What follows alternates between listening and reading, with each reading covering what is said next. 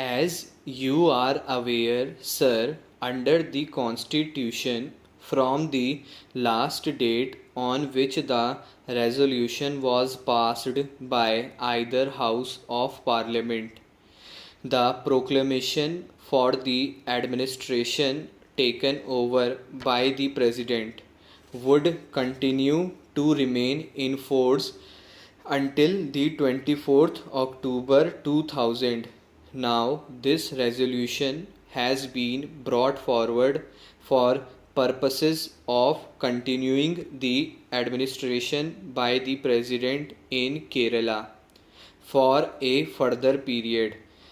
In effect, according to law, the further period would be 6 months. But, sir, in view of the reorganization of states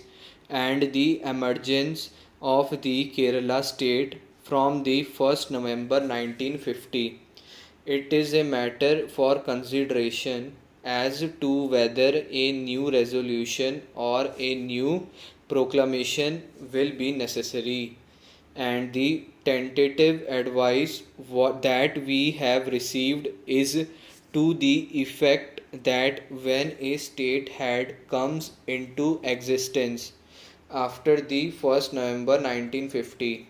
there will have to be a new proclamation issued by the President. If a new proclamation is to be issued, then naturally the effect of the present resolution would be to make the President's rule valid for a further period of 1 week only. Whatever it is, sir, under the Constitution, it is necessary that every time after 6 months,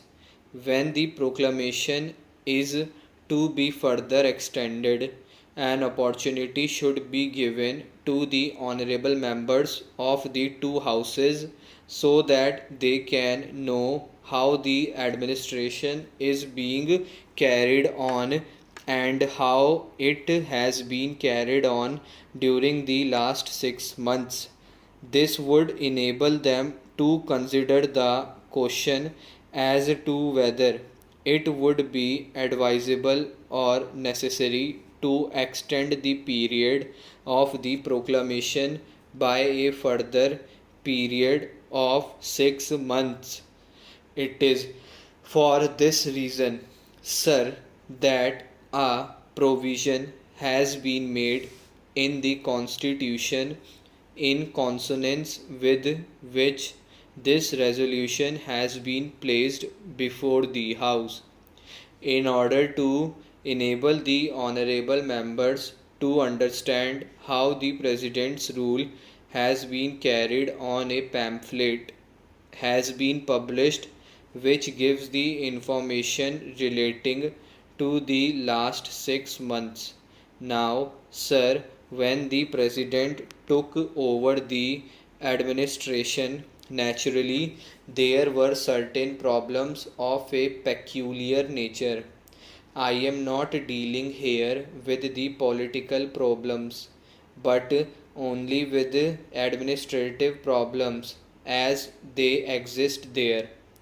There was the problem of procuring food grains from the surplus states. After the advisor took over charge, naturally he had to devise certain measures for purposes of bringing the administration to a very high level of efficiency. That is the reason why the advisor issued a statement immediately after he arrived in Thiruvananthapuram on the 20th March 2000. I would read the very short but important statement that he made because that would indicate to this House the lines on which, under the guidance of the President, the advisor has carried on the administration during the last 6 months. This is what it says. The President's rule, which is necessarily of a temporary character, will give the people a short respite from politics, and will provide an administration impartial, absolutely above party, above caste, and above creed, and I hope efficient. It will be my special endeavor to implement the schemes included in the 10th 5-year plan, and to create employment for some, at least, of our educated unemployed. He has made a further appeal for cooperation so far as the public is concerned, and for harder work so far as the officers are concerned, and thus, sir, he has taken under scrutiny all the acts that have been done by the various departments under his overall supervision, and has pointed out how, to a large extent,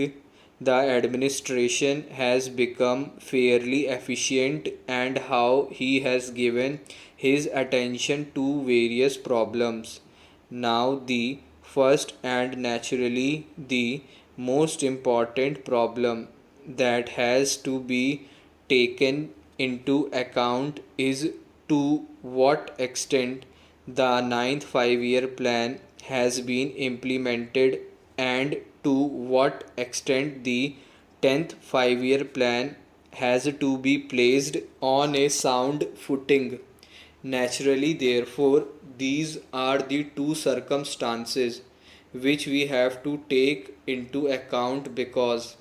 ultimately all the acts or omissions, if any, will be judged by this particular target, namely, to what extent the president's rule has succeeded in implementing the plan.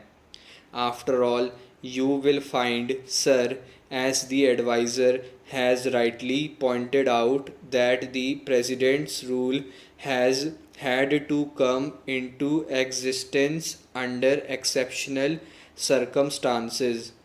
Now, even if there are certain exceptional circumstances, it is absolutely essential that the continuity of the progress of the nation has to be maintained, and therefore it is not merely an administration in the routine sense of the expression, but we have to carry on the various welfare schemes.